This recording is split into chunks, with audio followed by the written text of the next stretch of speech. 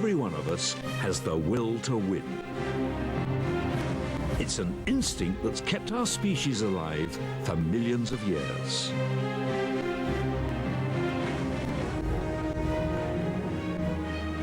Why does coming out on top feel so great? And why does losing feel so bad?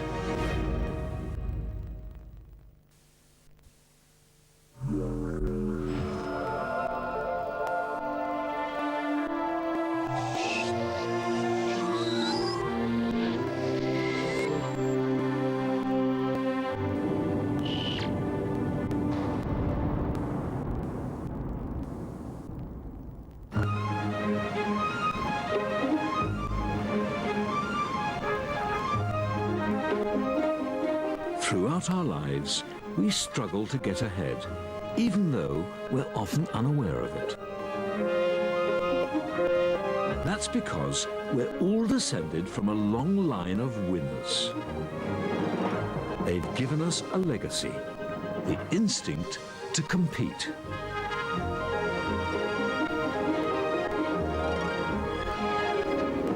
And we compete in ways that leave every other animal far behind.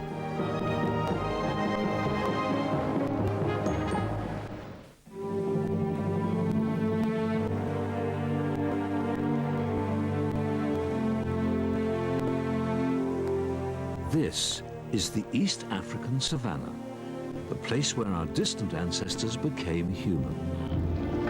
And here, 3 million years ago, the seeds of our super-competitive nature were first sown. This is Australopithecus, the original ape man, and the brightest guy the savannah had ever seen.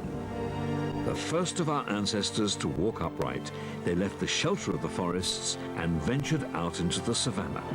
In this harsh terrain, fighting for everything was the only way to survive. We have a surprising amount in common, and certainly would have shared the same basic instincts for survival, sex, and competition. They stood at a little under 1.5 meters tall and roamed these vast open plains in small groups. This would have been a very dangerous world. Their competitive instincts had to develop if they were to survive. 3 million years later, these instincts to compete still exist in us all. And they reveal themselves at a very early age.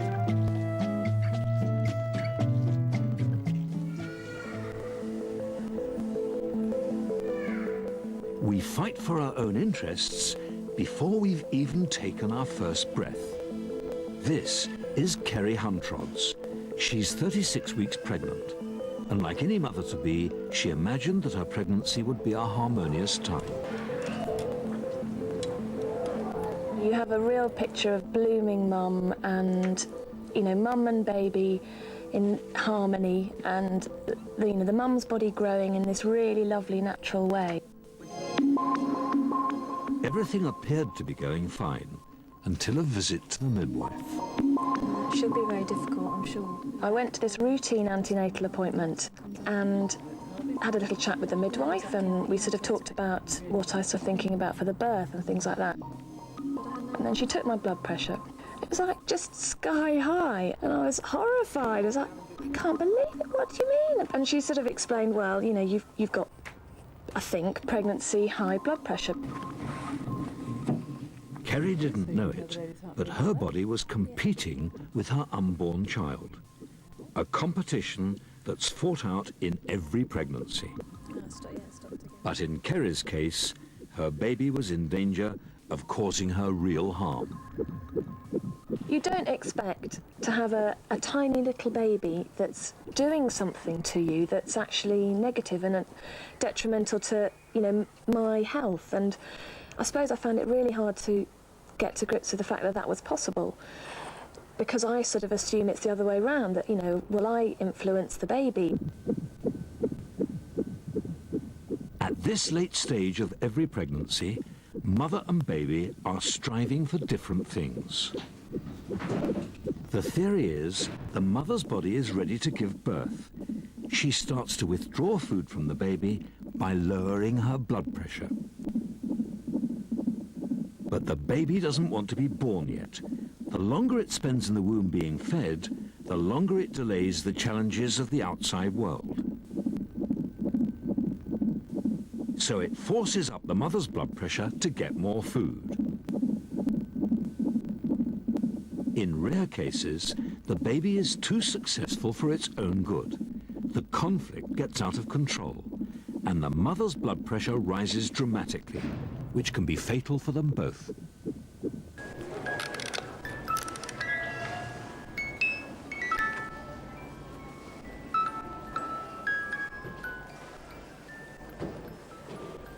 I'm suddenly thinking, is the baby okay? You know, the baby's given me high blood pressure, and am I now not feeding it properly? Is it all right?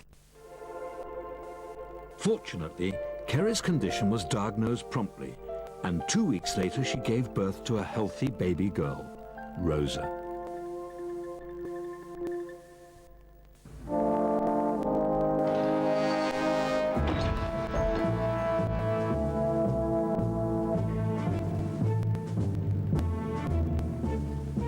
Whenever members of the same species compete, then any natural advantage will help to put one of them ahead. If it's a significant advantage, then it's more likely to be passed on to the next generation.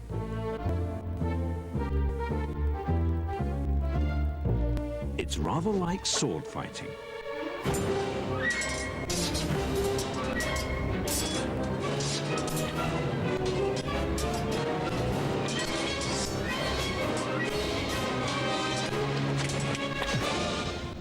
At the end of the 16th century, there was a revolution in the art of fencing. The parry was introduced. The parry was a devastating new move. It was a way of deflecting an opponent's thrust. And if you could do it, you'd come out on top. Those that hadn't learned to parry were at a massive disadvantage. They were almost certain to die at the hands of those who had learned this new technique. For our distant ancestors, a key advantage was having a competitive instinct. It was essential for survival. As a result, it became embedded in us all.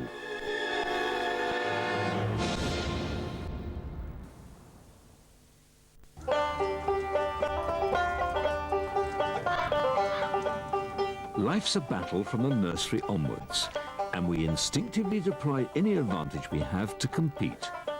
And that's not just us. Take a look at these piglets. Born just a few weeks ago, they've already had to struggle. When just a few hours old, they were weak and vulnerable. For a piglet, it's the time when mortality is greatest. And in order to survive, they needed to eat as soon as possible to pile on the pounds. With up to a dozen brothers and sisters in a litter, all these pigs have to throw their weight around to get the nourishment they need. And that means getting the best teat. And in general, the best milk comes from the teat nearest the mother's head. Let's put their competitive instincts to the test.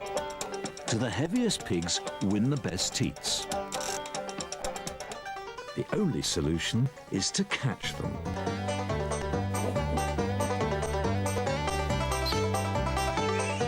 And weigh each one. 4.5 kilos, 4.5. So, to the test. Will the heaviest of the litter force their way to the best teats near the mother's head?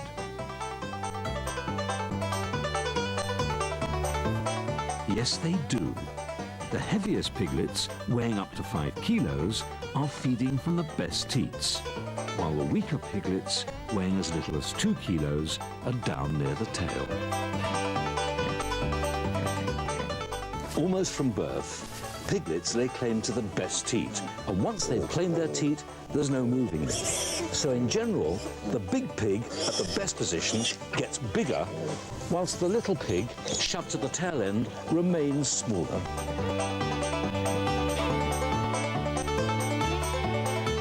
From the start, youngsters across the animal world use what they have to get their own way.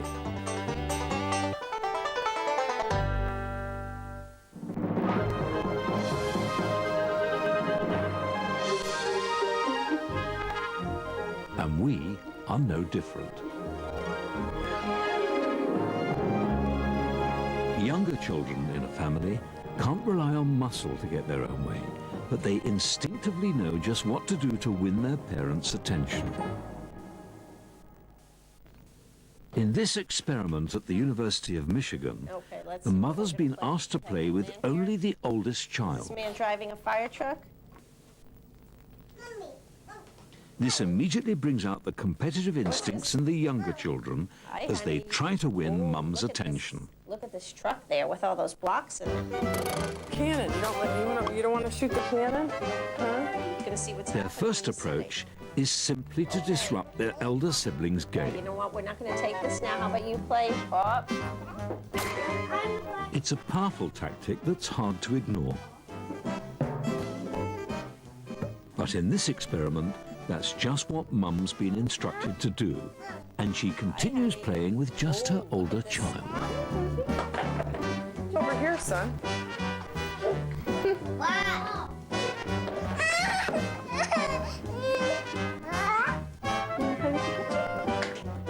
Things for you to play with.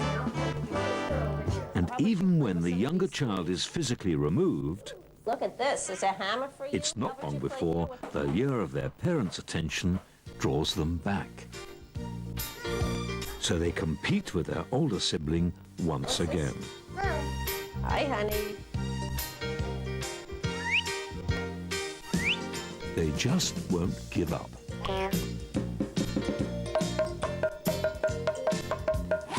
It's as if they are attached by invisible elastic. And if they're still ignored, then they unleash the most powerful weapon they have. The tantrum.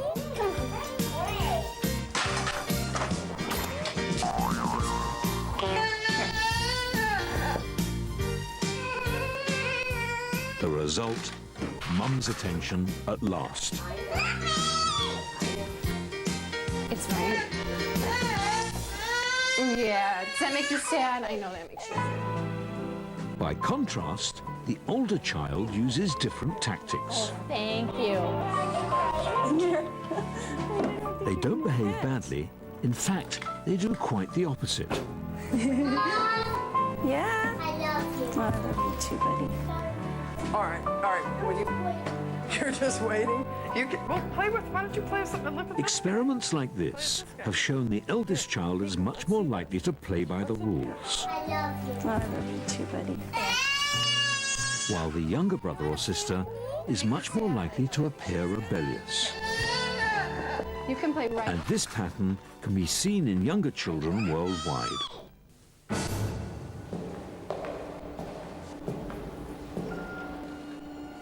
And the behavior we instinctively employ as children can stay with us for life.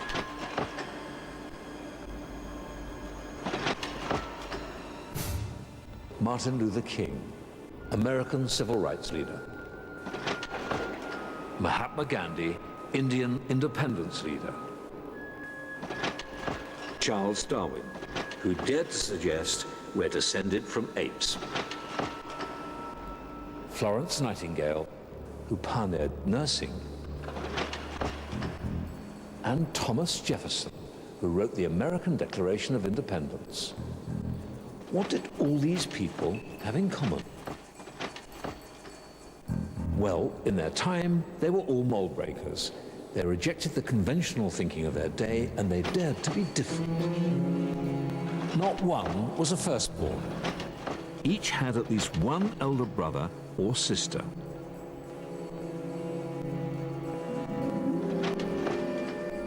A study of 120,000 people came up with a dramatic conclusion, that the instinctive behavior adopted by younger children to get noticed can stay with them for life.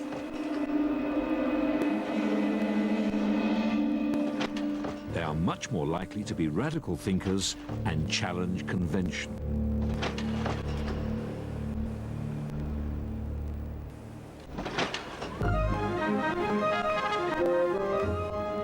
drives us isn't just the urge to get what we want. Our bodies have evolved so we enjoy the experience of winning even more.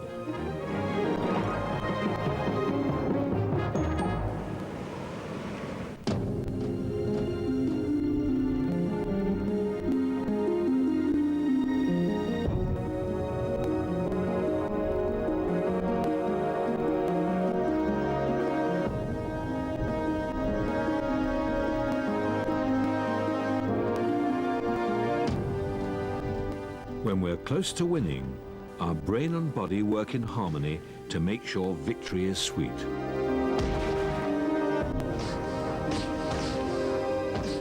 Whether it's getting a job, being top of the class, or winning an Olympic gold, our responses are the same the world over.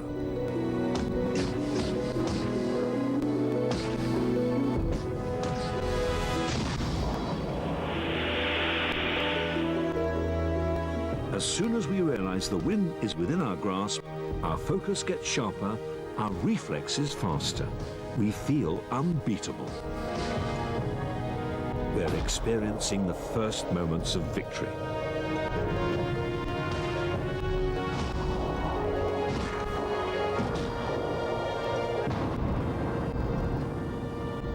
And when that victory is assured, we get the full reward.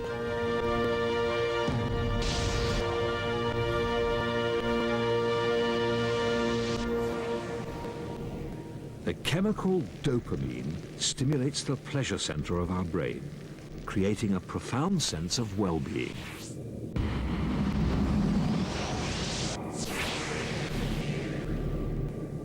Next, endorphins rush through our body, fighting exhaustion and making us feel euphoric.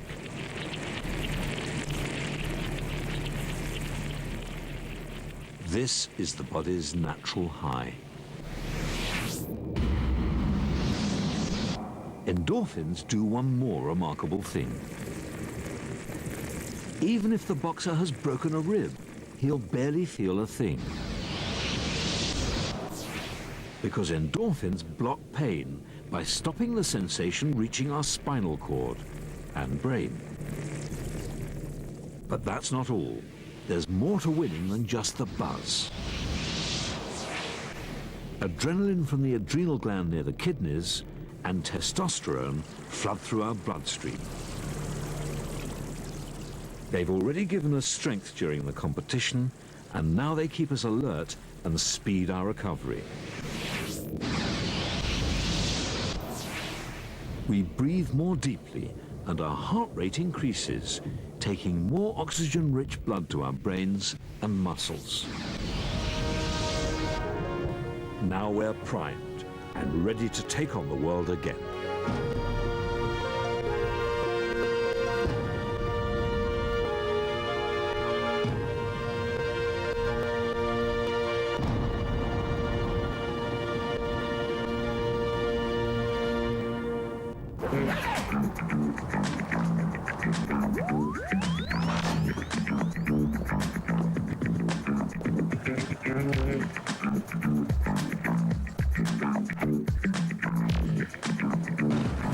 So we've all been designed to make winning feel great. But our instincts have evolved to make sure that we choose our fights and don't compete the whole time.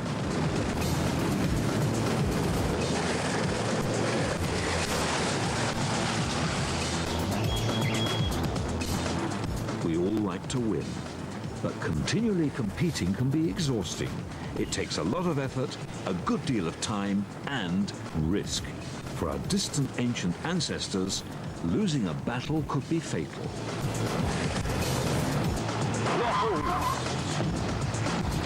So we instinctively pick our fights carefully, only choosing to compete when there is a strong chance of victory, and avoiding conflict when there isn't, improving our chances of success. When we see a rival, we make a judgment about their potential. If they seem stronger, bigger, or faster, we tend to move aside and don't try to compete with them.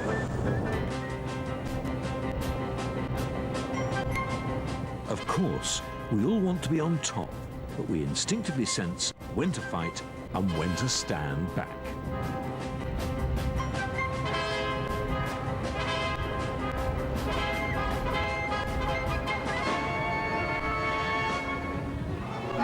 If you think about the times when you feel most competitive, it's usually with the people you feel are on the same level as yourself, like your colleagues, your neighbors, or your friends. It's a behavior that evolved so our ancestors would avoid unnecessary conflict. And the knack of sizing up the opposition can be found throughout the animal kingdom.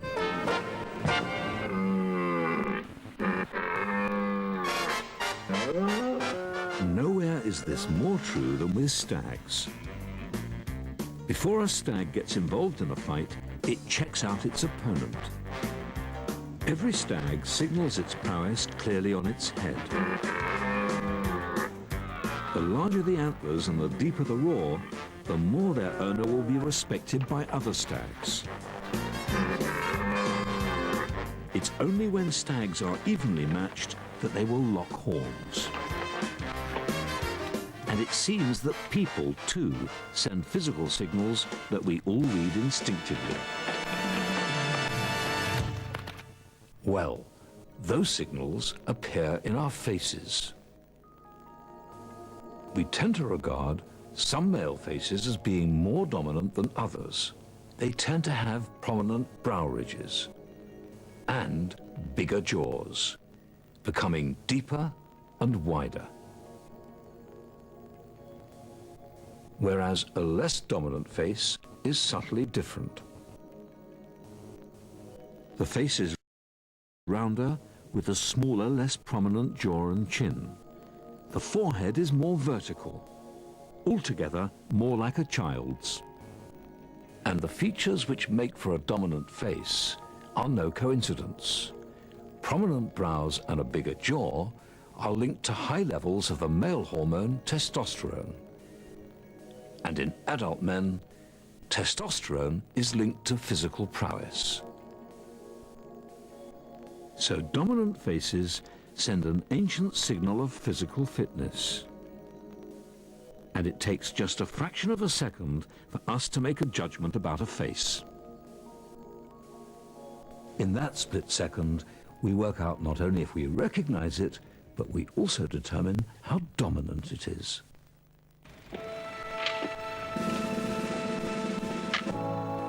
So can a winning face make a difference?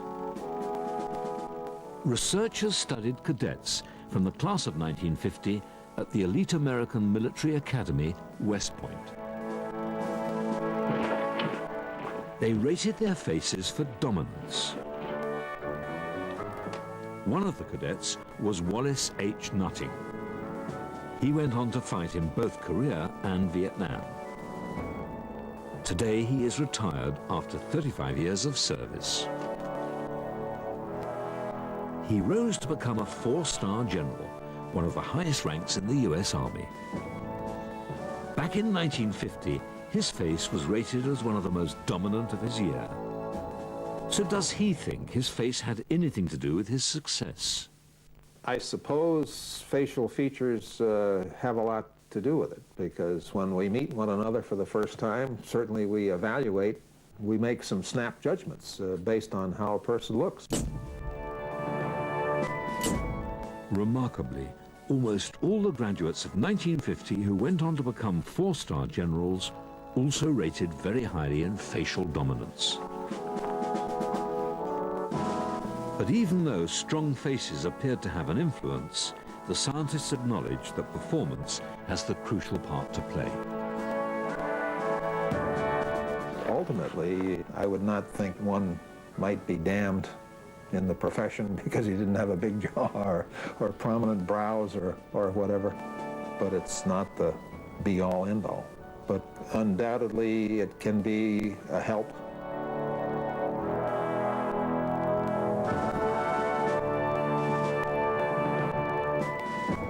But we don't just respond instinctively to faces. We also make snap judgments about people by the way they act. Meet Todd. Now meet Todd again. He's an actor. He's here to help us with an experiment. How does the way we present ourselves influence the behavior of others? Todd and an unsuspecting student have been invited to play a simple game of chance for money. They will bet against each other, and what they win, they'll keep. Before they begin the game, each of them fills up a form, a chance for the opponent to size Todd up. First, Todd acts like a winner. He sits in a way that suggests that he's confident and in control. He quickly finishes his form, So, are you done? What's that? unnerving his opponent. Should I get her? You done? Should I get her? Should I get her? Oh, I'm sorry.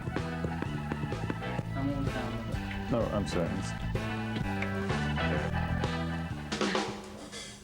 Now they go head-to-head in a card game of total chance. The highest card drawn wins. Will Todd's confident act influence the size of his opponent's bet?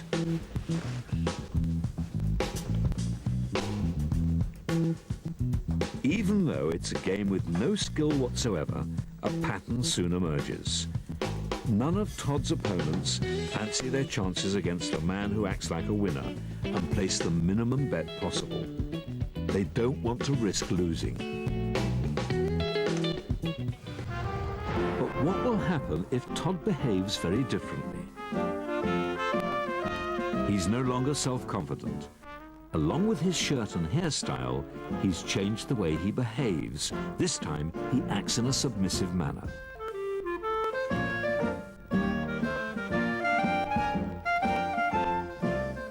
He sits in a hunched and unthreatening way. He avoids eye contact.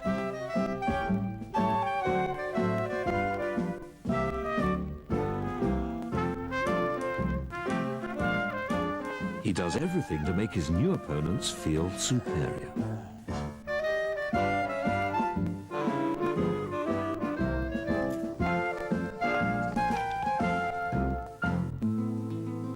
Back to the card game. Now things are very different. His opponents take a far bigger gamble.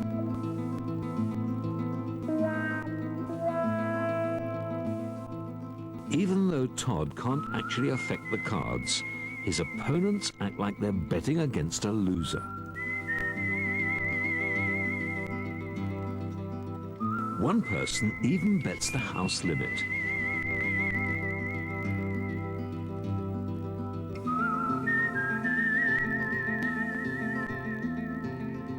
Amazing though it may seem, it appears that our judgments about who we take on are made more on instinct than on logic.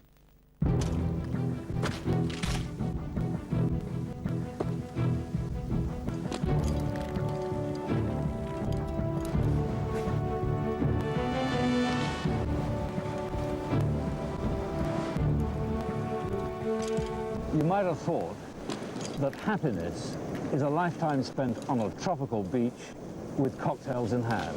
Well, if so, think again.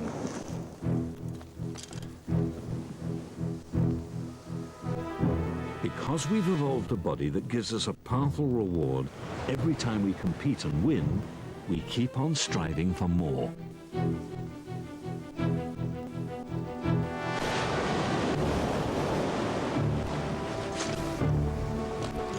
But evidence is now emerging that there's an even stronger instinct which pushes us ever upwards.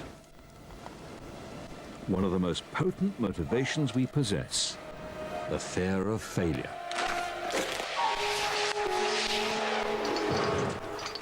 Sure, losing feels bad, and not without good reason. The results can be disastrous. But it's more than that. Losing is a far more enduring and powerful experience than the rewards of winning can ever be. Failure feels terrible, and to understand why, we need to look inside our own bodies.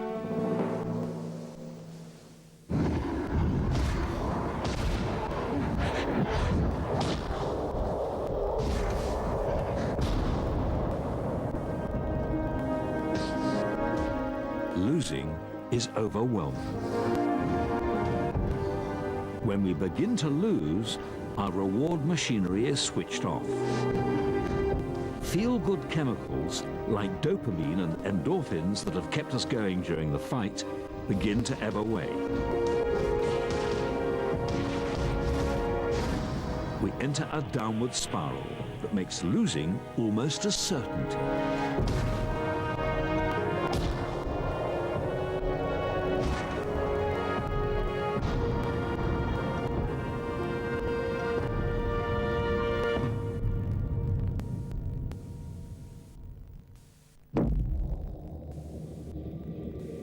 Suddenly, we feel every ounce of our exhaustion, every single muscle ache, every bit of pain, unlike the victor.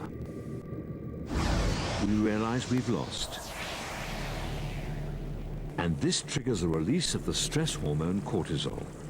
When mixed with the adrenaline already coursing through our bloodstream, we feel anxious, even frightened.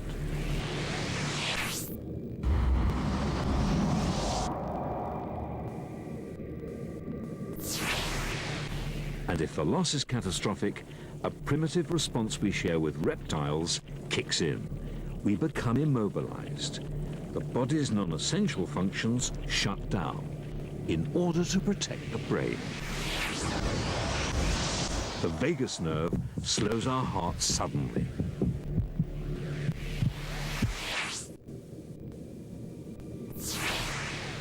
Blood flows out of the gut. We get that sinking feeling in the pit of the stomach. Our muscles slacken. We lose control of our limbs. But the body has one final way to teach us a lesson. Every time we lose, the hippocampus in the brain is stimulated, making sure we will remember the loss forever. And the center of our emotions, the amygdala, fuses that memory to a profound sense of misery. This all creates a powerful reminder of failure to put us off making the same mistake again.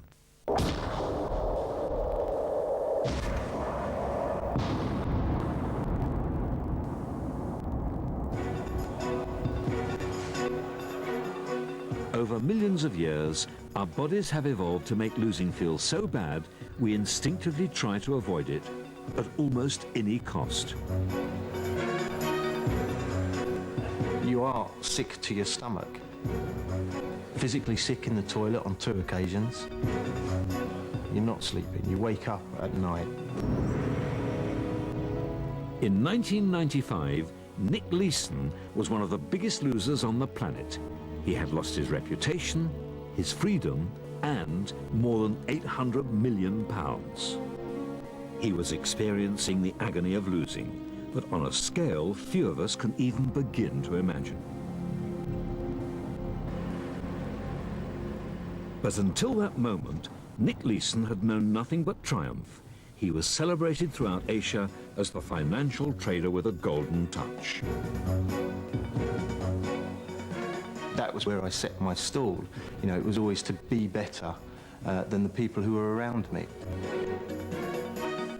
To cover an initial loss, a relatively trivial £10,000, Nick Leeson started, unauthorized, to gamble with his bank's money. But the gambles failed. And as the debts mounted, the risks he took became increasingly extreme. As the losses increased, and they would increase daily, I would take bigger and bigger risks to try and get it back. For Nick Leeson, instinct took over from logic as he desperately attempted to avoid losing at all costs and evade detection. You know, the walls are closing in effectively. Everything is spiraling out of control. Rationality was thrown out of the window. But such huge, spiraling losses couldn't go undetected forever. His dealings broke Baring's bank. You have this glut of emotions going through your body at that stage. It was an impossible time. Looking back, Nick Leeson thinks his overriding motivation was not to lose face in front of those who knew him. No, it's that fear of the loss of my reputation with the people who are close to me that drives what I did. I didn't want to go and expose myself to anybody. That fear was paramount. In fact, we are all hardwired to avoid losing face. Hi. Losing face means we've slipped up, and we don't want to reveal that even to people we've never met before. It's shaping up to be a great ball game here in Las Vegas tonight.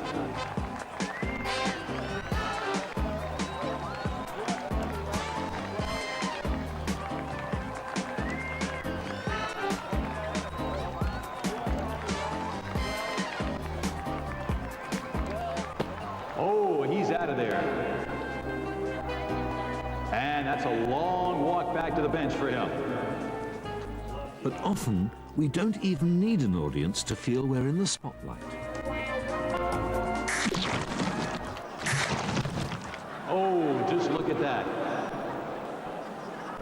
He's really not going to like that.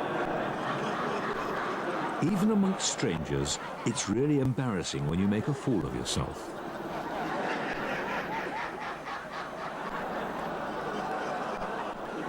You feel the whole world is looking right at you.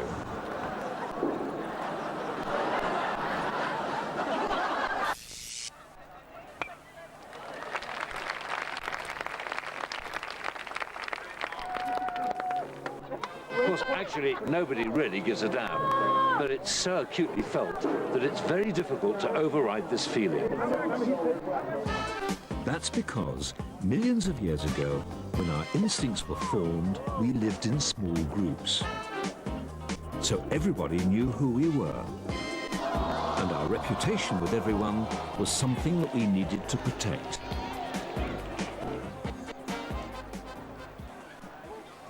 So instinctively, we don't want to lose face in front of anybody, even people we're most unlikely ever to see again. You get a free start. What's this thing? It's empty? What? And we can capture our ancient instincts in action. How will unsuspecting shoppers react to a pile of cans we've rigged to collapse? I didn't do it. Until that moment, the shoppers all around us are simply people we are unlikely to see again, and we don't pay them much attention. At the split second the pile collapses, I didn't touch it. I didn't even touch it. we care what mere passers-by think of us. Suddenly, our reputation is on the line. And we are keen to leap to its defense. I didn't take from the bottom, I swear.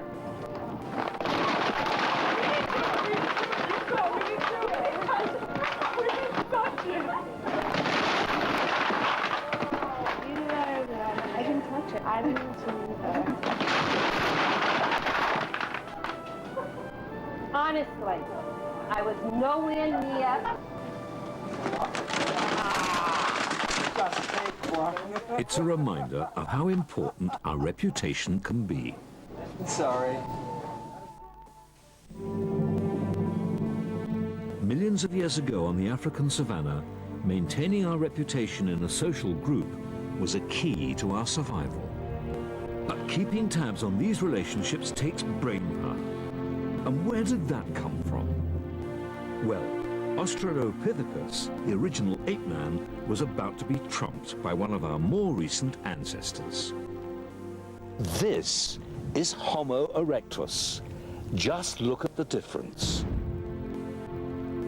Its brain capacity is twice the size, so it would certainly have been smarter. It looks as if it has the ability to plan ahead and compete in a whole new way. So what started this all off? What fueled the revolution that made this guy so smart?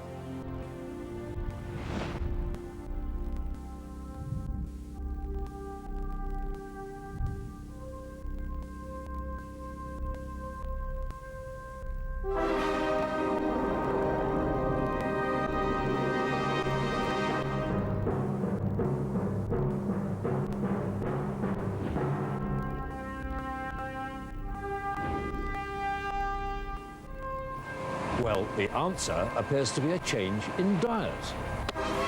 More specifically, meat.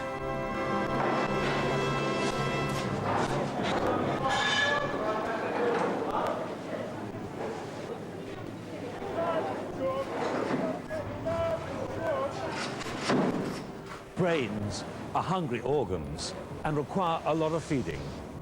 Roughly 20% of our total energy intake is used just to keep them going. Millions of years ago on the savannah, a foraging diet of nuts, leaves and berries could never have produced such brain power. The secret of our success appears to lie in the fact that at some point in our distant past, one of our more adventurous ancestors changed their diet and became the original meat and veg man. Hi there. Thanks very much. Cheers, mate.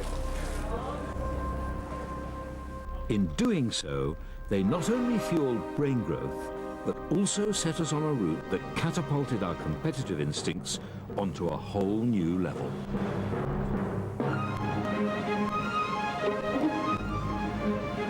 Big brains have a big advantage. It means we can intuitively put ourselves into someone else's shoes and then outwit them. It makes us smart competitors. We're all born with this ability, but it doesn't reveal itself until around the age of 3, as this experiment shows. Do you like sweets? Yeah. I thought you might. I'll get some sweets out. We're going to play a hiding game. I'm going to hide the sweetie in one of my hands, and you have to see if you can guess where it is. Okay? Which hand is it in? Yay! These children are being shown a simple game of hide the sweet. They all quickly understand the rules. Yay! Well done!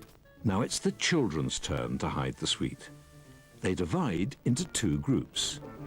There are those that can do it, the older ones. That one. Yeah. Oh, I got it. If you hide the sweet, so... And those that just can't get it. And I'll try and guess where it is. So you hide it up.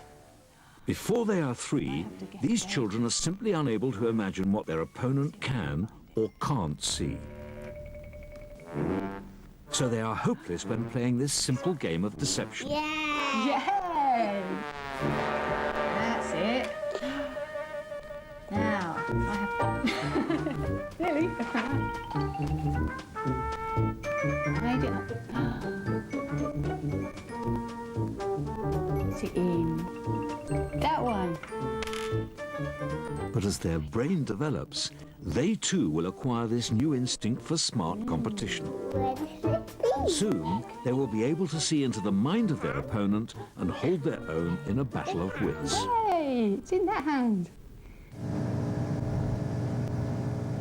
And a big brain allows us to do something else rather special. It makes us a much more formidable foe.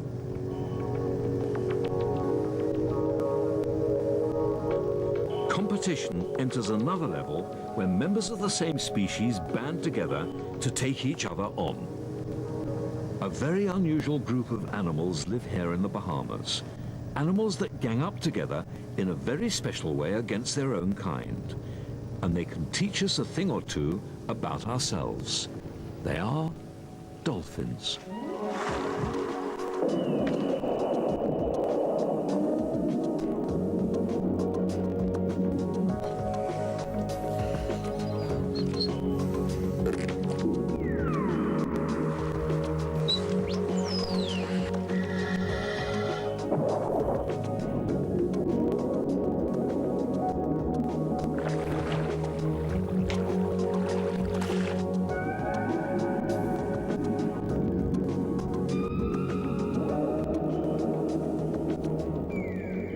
Swimming with dolphins is an extraordinary experience, and they look as if they are just having fun. But much of this appealing behavior has more to do with cutthroat competition.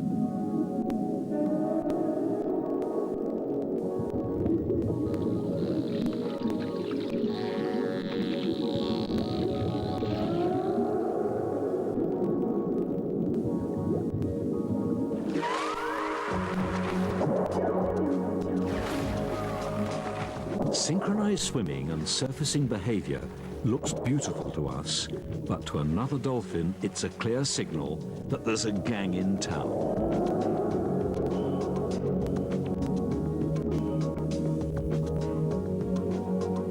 Dolphins compete in teams.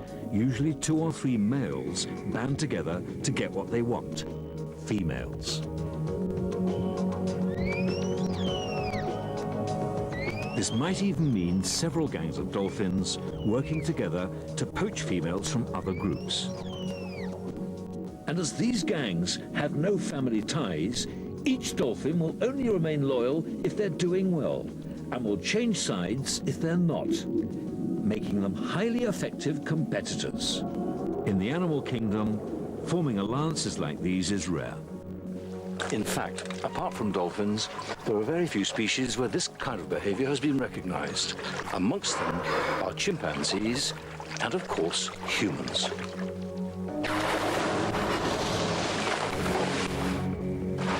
Forming and reforming groups to compete is the final part of what makes humans such winners.